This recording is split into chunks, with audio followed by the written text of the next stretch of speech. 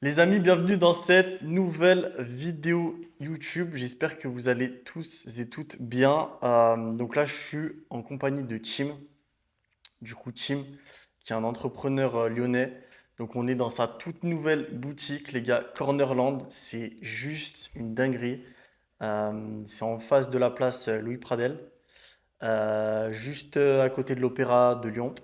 Et donc, on va revenir sur son parcours entrepreneurial, comment il a commencé. Voilà, comment il en est arrivé là. C'est un peu aussi ses galères avec la boutique. Et voilà. Donc voilà, Tim, si tu peux te présenter en quelques mots et à nous dire ce qui t'a déclenché, du coup, en toi, cet aspect entrepreneur. Et voilà. Moi du coup je m'appelle Tim, j'ai 25 ans et donc ce qui a déclenché en moi je pense cette envie d'entreprendre c'est que depuis tout petit je me suis toujours dit que je voulais pas dépendre d'un patron. Donc dès le plus jeune âge je me suis dit je veux être indépendant financièrement, je veux pas faire, je préfère faire 70 heures pour moi-même que faire 35 heures pour un patron, ça c'était voilà, quitte à bosser le week-end, matin, dimanche, soir, nuit, tout le temps, vacances scolaires, Ah c'était vraiment mon ouais, objectif tout le t'es temps. chaud. Mais attends, mais du coup, t'as ce déclic à quel âge environ? Je pense que c'était autour de 14 ans. Ah ouais, putain. Après moi, j'ai pas grandi forcément dans la richesse, hein. J'étais quand même dans un milieu classe moyenne. Voilà, je voyais mes parents des fois un peu galérer. Donc je voulais réussir, quoi. C'était mon ambition. Ok, et du coup, le premier business que t'as fait, est-ce que tu t'en rappelles de ce que c'est? Est-ce que c'est quelque chose de... Alors le premier business, Enfin, je dis business, mais ça peut être un truc... parce que business, souvent, c'est des trucs parce que j'en ai où on fait fait du chiffre. tellement, Ouais, voilà. j'ai tellement tenté de trucs. Mais on va dire la première fois où où t'as fait de l'argent de tes propres moyens. Voilà. Je pense que c'était en organisant des petits événements. En fait, j'ai commencé dans l'événementiel. Donc Ok. c'était en vendant des tickets pour des petits événements à droite à gauche. C'était pendant ma période étudiante, au début de mes études. Après, j'avais commencé à adhérer à des BDE, etc. Et avec ça, j'ai commencé un peu à faire de l'argent. Mais c'était vraiment c'était des petits billets, quoi, à droite à gauche. C'était pas. Ok. Et du coup, comment ça se passe? Est-ce que c'est à ce moment-là où tu rentres dans l'événementiel à Lyon ou... Oui, ouais, finalement, c'est là où j'ai commencé à construire un peu mon réseau. Et puis après, en fait, j'ai lancé une application la première version s'appelait Medusa. Et après, le nom ne convenait pas. Donc, du coup, on est passé sur MyEvents. Et en fait, c'est à partir de ce moment-là où j'ai commencé à créer du réseau parce que je démarchais des prestataires, des organisateurs d'événements. Ok. Et en fait, du coup, j'ai créé un grand panel de réseau. Et après, j'ai pu mettre un pied dans l'événementiel parce que j'avais une communauté sur l'application. Donc, j'ai eu contact avec Benjamin Lavorel qui détient la Maison Gerland, le Hasard Club, enfin tout le Mamie Rose aussi et plusieurs gros établissements à Lyon. Et c'est lui qui m'a donné un tremplin aussi pour faire mes premiers événements. Ok, et du coup, tu peux expliquer brièvement ce que ça consistait, ton application? Ça regroupait tous les événements en fait Ah, de Lyon. en gros, c'était à chaque fois qu'il y avait un événement, c'était sur l'application, c'est ça? C'est ça, en fait, on centralisait tous les événements sur l'appli. Et Putain, en fait, c'était un projet super ambitieux. On avait été boosté par la French Tech. Donc, on avait eu des subventions d'État, etc. On avait même été accompagné par la région pour représenter la France au CES de Las Vegas. Donc, on est parti à Las Vegas. Et en fait, j'ai fait des longs process de levée de fonds. Il y avait une levée de fonds qui devait aboutir. Ça a pris tellement de temps, il y avait eu tellement de stress que psychologiquement, ça a été trop dur. Je pense que j'étais trop jeune aussi. Il y avait des choses que je connaissais pas dans ce monde du business qui étaient lourds. Et finalement, il y avait aussi beaucoup de concurrents et je me suis dit, bon, on va peut-être. putain, lourd. Ouais, par contre, niveau expérience, ça, c'était intense. Et du coup, t'as réussi à lever combien? Enfin, même si On tu a, peux nous donner une on, tranche. on s'était arrêté en fait au stade, parce qu'il y a plusieurs stades. Il y a le stade de pré-seed, donc c'est là où tu lèves les premières subventions, l'argent de la famille, etc., ou de ton entourage, à la limite, qui veulent participer. Nous, on avait T'as fait une levé. cagnotte ou pas, non? Non, Non. justement, nous, on a fait que de la subvention. Ok. Donc il y a la région qui a participé, il y a la French Tech, il y a la BPI France. Et après, au-delà de ça, on a essayé de commencer à lever des banques, on est allé chercher du crédit. Et après, on s'est arrêté autour de 100 000 euros à peu près. Donc on n'est pas allé Waouh! plus loin. Mais la grosse levée de fonds devait atteindre 500 000 euros. C'est celle où Ok, on s'est arrêté. donc pour résumer, tu commences les soirées, ensuite tu ouvres ton application, donc tu as un petit côté dev en toi. Oui, bah moi j'avais recruté des développeurs en fait Ah ouais, avec les t'avais... subventions Ok. moi effectivement j'avais fait un peu de développement mais je faisais que Tout le euh, business plan venait de toi en fait. oui voilà Ouais, ok. mais oui c'est ça. Ok. Et donc tu as un pied dans l'entrepreneuriat tôt. Tu pars à Las Vegas, tu fais des soirées. Et là, du coup, tu crées Flashback, c'est ça? En fait, alors la flashback, elle est née à un moment où en fait, justement la levée de fonds pour les événements, pour l'application d'événements, etc. C'était compliqué. Et en fait, Ok. fallait rebondir. Les caisses de l'entreprise étaient vides et fallait justement passer ce tremplin-là de dire bah ok, on va sauver le business. Et c'est là où je me suis dit bon, maintenant on va passer à la case. On a une communauté, on peut faire des événements, on a une application, on va faire des événements. Et c'est là où on a commencé à créer premier concept, du coup la flashback. Moi, j'avais déjà fait des événements un peu avant, enfin entre deux, parce que j'avais 23 ans à peu près. Donc j'avais déjà fait des showcases, donc j'avais déjà un peu d'expérience aussi de contact Avec les là-dedans. BDE, tout ça. Ouais. Non, c'était après les BDE, Ah, les showcases. c'était solo. Ouais, Enfin, solo, j'avais ok. organisé des événements comme ça. Et après, justement, on a passé cette étape-là de faire premier événement, la flashback. Et juste pour en revenir du coup à ton business d'application, c'était quoi le modèle économique? C'était vous faites payer les organisations? En fait, on a testé tellement de modèles. Il y avait un premier modèle où justement c'était des abonnements, un peu comme tu sais, les cartes cadeaux, pas les cartes cadeaux, c'est les cartes, comment ça s'appelle j'ai oublié le nom, mais c'est des cartes étudiantes où en fait tu as des offres dans plein Ah putain, d'établissements. ouais, ok, ouais, lourd. Et en fait, on avait essayé d'intégrer ça sur l'application. Donc, c'était Ouais. un abonnement, ça coûtait quoi? 5 euros par mois. Et en fait, la personne, elle avait plein d'avantages. Elle avait un verre acheté, un verre offert, des trucs. C'était surtout pour les étudiants. Ce modèle-là, il a pris un petit peu, mais il était compliqué à séduire les Lyonnais. Donc, Pourquoi? bah parce qu'il y avait déjà beaucoup de concurrence sur les cartes, justement, les cartes étudiantes qui étaient déjà en place, etc. Et on avait du mal à faire entrer beaucoup d'offres d'établissements. Donc, Parce il y en a peut-être pas assez, ouais. bah, la Il y en a plupart, ils nous peut-être pas disaient assez, ouais. on perd trop d'argent, on veut Ah ouais. pas. Donc on avait eu comme une vingtaine d'établissements, mais je pense que ça n'a pas été assez pour séduire le public. Aujourd'hui, on est à Cornerland, du coup, dans ta boutique. Pourquoi tu as choisi d'ouvrir un shop physique, sachant que c'est beaucoup plus facile de vendre en ligne aujourd'hui? Bah, en fait, aujourd'hui, alors moi, en fait, j'ai eu quand même cette inspiration, je remets dans le contexte. En fait, c'est ma compagne qui m'a emmené dans un garage à Vaux-en-Velin. Et en fait, Ok. c'est un couple qui avait créé en fait une sorte de concept un peu similaire. Et en fait, c'était la communauté qui venait le week-end, ils faisaient des nocturnes, etc. Il y avait plein de monde. Et en fait, ils avaient réaménagé un garage un peu effet luxe. Donc, il y avait du marbre de partout, etc. Et en fait, ça cartonnait. Et je me suis dit, mais il faut faire ça, un concept à peu près pareil, en mode boutique, mais en ville.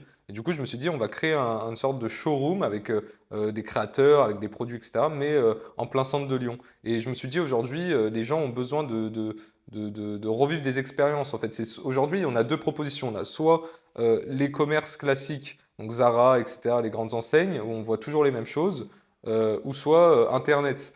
Et je me suis dit, les gens, ils ont envie de vivre des expériences. Donc, je me suis dit, Hmm. il faut créer une vraie expérience sur la partie retail et avoir une expérience en boutique. Donc, par exemple, les parfums, c'est mieux de les tester en boutique. Donc, quand on a des nouveautés, etc., bon, il y a Sephora avec les classiques qu'on connaît tous. Mais sur des nouveaux produits, là, on a des importations du Moyen-Orient, on a notre propre collection. Donc, l'idée, c'est quand même voilà, de venir en boutique pour sentir, pour tester les odeurs. Voilà. Donc là, les gars, on peut voir tous les parfums. Donc ça, c'est la collection de Tim, c'est ça? Que tu as créé avec Bah, ça, avec ta c'est. compagne.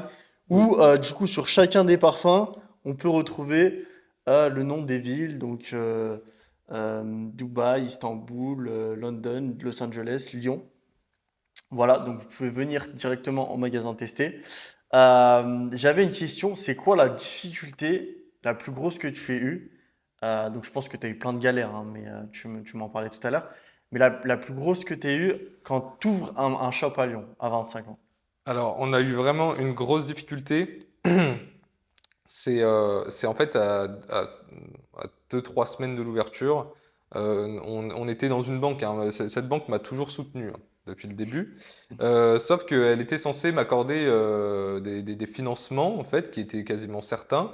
Sauf qu'en fait, à une semaine, 2 semaines de l'ouverture, quand il fallait régler la fin des travaux, on on s'est retrouvé à avoir en fait un refus de financement à cause des circonstances économiques. En fait, la banque nous a dit, c'est pas à cause de vous, c'est du fait que les gouvernements, là, ça tourne, ça va pas bien, il y a eu une sorte de crise économique, donc on va pas pouvoir vous suivre. Donc en fait, en 2 semaines, il fallait qu'on termine les travaux, on avait déjà programmé la date d'ouverture, il fallait qu'on trouve un partenaire bancaire pour ouvrir. Et du coup, j'ai dû faire une dizaine de banques, passer des coups de fil, des appels, etc. Et heureusement, on a trouvé une banque. Donc d'ailleurs, je remercie le CIC, ça fait un petit truc pour eux. Petit placement de produit. Donc voilà, une banque qui a su nous soutenir rapidement. Donc ça, c'est vrai que ça a été un gros coup de stress. Comment tu vois l'évolution du coup de Cornerland, sachant qu'au début, tu étais un créateur de vêtements, t'as pas, même tu exposes ici, donc ta marque qui est Flashback. Comment tu vois la suite de Cornerland? Comment tu te vois évoluer euh, dans le physique ou dans le digital? Alors, moi, mon ambition avec Cornerland, c'est de créer un réseau de boutiques et à plus grande échelle, de devenir la référence dans le monde de la création et des créateurs. Donc, l'idée, c'est d'accompagner les créateurs dans leur développement, dans leur scalabilité. Donc, c'est de créer aussi un arrière-boutique avec Corner Lab, un incubateur qui accompagnera les créateurs. Et puis, à plus grande échelle, moi, mon ambition, c'est d'ici quelques années, créer une série Netflix pour créer une sorte de qui veut être mon associé, en fait, pour ceux qui connaissent sur M6, mais pour les créateurs, une télé-réalité avec un concours pour mettre en avant les créateurs. Et voilà, parce qu'en fait, moi, je me suis rendu compte qu'il n'y avait pas de lumière qui a été faite sur les Ouais, créateurs. Donc en ouais. fait, on les voit soit dans des marchés, soit on les voit galérer sur les réseaux sociaux. Donc c'est soit des artisans, soit des créateurs de marques, mais ils n'ont pas cette visibilité et ce tremplin. Donc en fait, je me dis, il faut accompagner. Et souvent, en fait, on s'est rendu compte d'ailleurs, la plupart des créateurs me disent qu'ils vendent plus en physique qu'en ligne. Il y a tellement de dropshipping, d'arnaques en ligne que les gens ont peur d'acheter. Bah les gars, c'est totalement vrai ce qu'il dit parce que moi quand du coup j'avais ouvert ma marque de sap qui aujourd'hui passe en marque de sportswear, je vendais uniquement, enfin la plupart de mes marges se faisaient en physique, donc dans des événements. Et c'est là où les gens dépensent le plus. Ne sous-estimez pas le business physique, c'est très important. Euh, C'est vrai. donc ouais, une série Netflix. Et du coup, en fait, là, Cornerland, c'est mettre en avant les petits créateurs. Les petits créateurs ou des marques émergentes. Donc on a quand même, on a des créateurs effectivement indépendants, mais on a des créateurs qui sont déjà en société, qui ont des associés, qui ont même des salariés, mais qui ont cette envie de grandir rapidement, de créer une marque, d'avoir une DA. Mais parfois, en fait, les créateurs, ils passent trop de temps sur leur création et pas assez sur la partie business. Ouais, Et des fois, ils n'ont ouais. pas forcément les connaissances aussi sur l'entrepreneuriat, le développement de subventions, qu'est-ce qui existe. Parce qu'en France, on ne se rend pas compte, mais avec la BPI France, on est l'un des pays qui a investi le plus dans ces entreprises. Et on a plein de politiques publiques qui accompagnent les entreprises et les entrepreneurs. Donc, mais parfois, ça, faut juste chercher, il faut connaître et les créateurs n'ont pas forcément ces informations. Donc, moi, l'idée aussi, c'est de les accompagner derrière pour pouvoir, pour qu'ils puissent évoluer et grandir. Et toi, t'as fait comment, du coup, toutes ces démarches-là? Tu les as appris sur le tas, en te renseignant, ou c'est vraiment à l'école? Comment ça s'est passé? Ou tu t'es Bah, fait, ou t'es vraiment allé chercher de ton côté? Moi, j'ai quand même du coup été orienté sur une formation parce que je fais un master en entrepreneuriat. Donc en fait, mes 2 années de master ont été consacrées sur justement Créer des projets, créer des etc. Ok. projets et c'est là où j'ai pu avoir la connaissance de beaucoup de subventions, de possibilités, d'accompagnement. J'ai été dans un incubateur aussi, donc Ok. un incubateur à l'Université Lyon 3 et j'ai eu pas mal d'accompagnement sur place aussi. Après, il y a une grande partie où je me suis quand même débrouillé. Ouais, donc c'est 50-50, C'est quoi. Ok. 50-50, je dirais. Et puis, ChatGPT m'a pas mal aidé et Ouais. ils m'aident toujours. Ouais, ChatGPT, les gars, c'est la base. ChatGPT plus même. Ton meilleur coup marketing que tu fait dans ta vie, est-ce que ça a été pour Cornerland ou une soirée que tu faite? Est-ce que t'es axé sur le marketing ou t'es un peu plus, voilà, je me concentre moins sur le marketing. T'es comment avec ça? Bah, en fait, pour moi, le marketing, il y a pas de chance. En fait, tout est marketing digital. Aujourd'hui, moi, c'est 100% marketing digital. Mais il faut créer le buzz et en fait, tu peux créer le buzz. Mais faut apprendre l'algorithme. Il faut essayer de comprendre comment il fonctionne, comment ton post aussi réagit. Adapter, constamment adapter, c'est tout. En fait, tu fais que ça, t'adapter, quitte à supprimer, remettre 10 fois la même vidéo, la refaire, enlever des passages pour atteindre le buzz. Mais je pense qu'il faut apprivoiser l'algorithme. Et moi, c'est comme ça que j'ai réussi à construire mon marketing. C'est 100% avec le digital et toujours en apprivoisant l'algorithme. Et à comprendre ouais, l'algorithme Instagram, TikTok, etc. Oui, c'est ça. Est-ce que tu penses que, là, tout à l'heure, on parlait de Paris, comme quoi tu faisais des événements, tu vas te développer aussi sur Toulouse, tu m'as dit, et une autre ville. Est-ce que tu penses que Paris, c'est important d'avoir un réseau là-bas, de Alors, networker là-bas? je vais dire quelque chose d'un peu étrange, mais j'ai l'impression qu'en fait, à Paris, il y a moins d'argent. Parce que j'ai entrepris à Paris, et en fait, j'ai l'impression que tout le monde est un peu en mode à gratter à tous les râteliers. Et en fait, non, mais ce qui m'a étonné, c'est que. Non, mais c'est assez étonnant parce que, en fait, on se rend compte que tout est plus cher, mais Ok. les gens ne veulent pas payer cher. Donc, en fait, tu te retrouves à tout payer plus Ouais. cher pour entreprendre, donc que ce soit des locaux, que ce soit des locations de salles, que tout. Mais en fait, les gens, le pouvoir d'achat est pareil, voire même plus bas qu'à Lyon ou en province. Donc en fait, tu te rends compte que finalement, il y a moins d'argent. Parce que la vie est plus chère et tout est plus cher. Donc moi, je ne conseille pas forcément d'entreprendre à Paris. Et Paris, pour l'avoir fait, bah, j'en suis revenu, quoi. Ok, donc on est d'accord que Paris est un peu le bullshit de l'entrepreneuriat. C'est ça, ouais, je dirais. Alors, de mon vécu, après, Ouais, peut-être que d'autres personnes diraient le contraire, mais ouais. sur ce point-là, c'est vrai que. Est-ce que, donc là, tu me parlais des soirées Netflix, donc ça, enfin, des soirées Netflix, pardon, de la série Netflix plutôt. Euh, Comment tu comptes t'y prendre? Comment tu comptes scale ton magasin? Comment tu comptes scale ton shop? Est-ce que t'as des idées bien précises ou tu es un peu encore dans le flou? Tu travailles ça au quotidien? Comment ça se passe? Alors, non, c'est pas flou du tout. Je pense que l'ambition, c'est d'ouvrir une seconde boutique rapidement, peut-être sur Lyon. Donc, peut-être la Part-Dieu, je pense, parce que là, on est implanté dans l'hypercentre sur la presqu'île. Et puis après, derrière, c'est développer rapidement d'autres villes. Et je pense que quand on sera implanté sur les principales grandes villes de France, on pourra là aller taper à la porte de Netflix et leur proposer notre projet, s'ils n'en ont pas connaissance avant. J'espère Parce, qu'ils en auront connaissance avant. parce que pourquoi en gros Netflix et pourquoi pas commencer, genre tu vois, ta série sur YouTube ou même TikTok? Pourquoi toi tu veux Netflix? Après, si je disais ça comme ça, hein, c'est une Ouais, ambition. non, Après, mais l'idée, c'est. genre, tu vois, tu sais, t'aurais très bien pu dire YouTube, aujourd'hui c'est gratuit. Ça, bon, je pense que Netflix amène un moyen financier. C'était peut-être pour ça ou. Oui, oui, effectivement. Après, l'idée, c'est de se faire financer une grosse production. Parce Ok. que c'est vrai qu'après, forcément, YouTube, effectivement, on peut tout créer nous-mêmes. Bon, après, pourquoi pas? C'est vrai qu'on pourrait faire une première version de cette télé-réalité pour créateurs sur YouTube. Ok.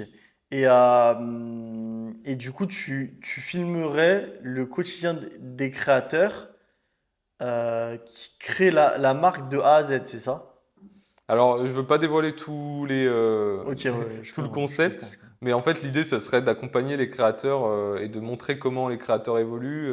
Voilà, En gros, l'évolution des créateurs. c'est ça. Ok.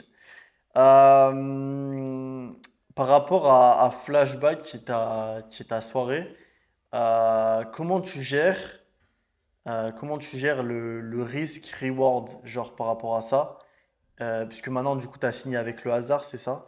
Alors, on travaille avec Ouais, tu plusieurs travailles avec gros le. clubs. Donc, depuis 2 ans, je travaille avec le Hasard à Lyon, avec des boîtes sur Paris. Là, on est en train de développer Toulouse, Grenoble, plein d'autres villes. Et alors, c'est l'un de nos concepts phares sur l'agence du coup Corner Lab. Donc, effectivement, pour moi, My Event, qui était avant, du coup, enfin, Corner Lab, c'est le nouveau nom de My Event. Corner Lab, pour moi, c'est une agence qui est. L'idée, c'est quand même d'emmener des événements et de toujours faire toujours le plus de chiffres possible. Quelles erreurs as-tu faites au début et tu ne referas plus jamais? Genre, est-ce qu'il y a eu des erreurs que tu as faites par rapport aux banques ou par rapport, je sais pas, à des associés à des personnes avec qui tu t'es associé? Est-ce que ça t'est arrivé ou pas vraiment? Je pense sur les pires erreurs, alors, je pense que ça a été peut-être de parfois me faire confiance à certaines personnes ou à certains prestataires, sans vraiment, voilà, analyser avant. Donc La maintenant personne, en gros, analyser la personne. c'est ça, analyser la Ok. personne, Connaître la analyser les personne. les prestataires. Des fois, j'ai pris des décisions, bah, après c'est avec ces échecs qu'on apprend, en fait, au quotidien et je pense que l'échec est le meilleur des diplômes. Ça, je suis vraiment partisan de ça, mais effectivement, je pense qu'il faut faire attention aussi avec qui on On on travaille. on travaille, qui on s'entoure aussi. Faut aussi se méfier de certains proches aussi qui, parfois, comprennent pas, ce qu'on fait ou, jalousent ou encore, ont essayé de Ouais. profiter au maximum, à gratter à tous les râteliers comme je disais. Donc voilà, voilà, bien s'entourer et faire confiance, et éviter de faire confiance trop facilement. Mais il faut pas non plus être trop, méfiant non plus parce que être trop Sinon, méfiant parfois c'est on souffre on pas s'ouvre assez. pas et Ouais. on n'évolue pas non plus. Ouais. Est-ce que pour toi, Lyon, c'est une ville d'entrepreneurs ou de suiveurs? Alors, je pense que c'est plus une ville de suiveurs, hein, parce que je suis lyonnais hein, de base, mais Ok. quand je vois certaines grosses villes, j'ai quand même un peu voyagé, j'ai vu ce qu'il pouvait y avoir dans certains pays, dans certaines villes, mais je pense que Lyon, c'est une ville de salariés, déjà. Il y a quand même beaucoup de salariés. Quand on se promène, voilà, Mais il y a que ça. c'est un peu bobo vélo. Ouais, On va au grave. travail le matin. Bon, donc c'est vrai que c'est dommage parce qu'on n'a pas cette dynamique entrepreneuriale Mm. qu'on pourrait avoir parce qu'on a quand même énormément de potentiel à Ouais, Lyon. de On est fou. quand même la région, l'une des régions les plus riches de France, Mm. Auvergne-Rhône-Alpes. Il y a quand même beaucoup de potentiel. Donc voilà, c'est vrai Pas assez que exploité, je pense. je pense que c'est sous-exploité, ouais. Ouais, c'est ça. Bah écoute, merci Tim d'être, enfin merci à toi de nous avoir invités du coup dans ta boutique. Bah, merci Ça a d'être été un venu. plaisir. Est-ce que du coup, tu as, peut-être une dernière phrase à dire aux téléspectateurs qui nous regardent? Une phrase, je sais pas, une phrase de motivation, citation qui t'est arrivée, une phrase que t'aimes, je sais pas. Alors, je pense que le plus dur, en fait, il faut garder une détermination constante. Faut jamais, en fait, parfois, les échecs ou les coups durs, on en a constamment. Et en fait, le seul vrai échec, c'est quand on abandonne. Donc, si on veut entreprendre, pour moi, il faut jamais abandonner. Sauf quand, bien sûr, il y a tous les feux qui sont rouges. Mais Mm. il faut toujours regarder les choses positives et se tourner vers ça pour garder son ambition et continuer à évoluer et pas lâcher, quoi.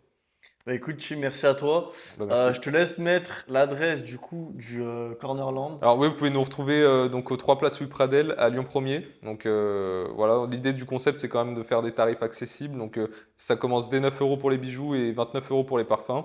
Donc on peut trouver un peu de tout, donc n'hésitez pas à passer. Voilà, d'ailleurs, il y a beaucoup de marques et du coup, ce que tu proposes, c'est si jamais il y a des créateurs qui nous regardent, c'est du coup de payer un abonnement par mois, c'est ça? Et grâce à cet abonnement, tu peux mettre en avant ta marque. C'est ça, donc en fait, on paye un abonnement pour en fait être placé en boutique. Et après, on a un système de commission aussi sur les ventes. Mais on est quand même sur des tarifs, on s'est positionné pour être compétitif. Donc la proposition est assez Bon, c'est pas intéressante. cher, les gars, c'est pas cher, vraiment, Donc n'hésitez pas à venir. c'est pas cher. Bah, merci à toi, Tim. N'hésitez pas à interagir avec nous dans les commentaires, à mettre des pouces bleus. Et voilà, je vous mettrai les Instagram du coup de Cornerland et Tim juste en dessous. Et voilà.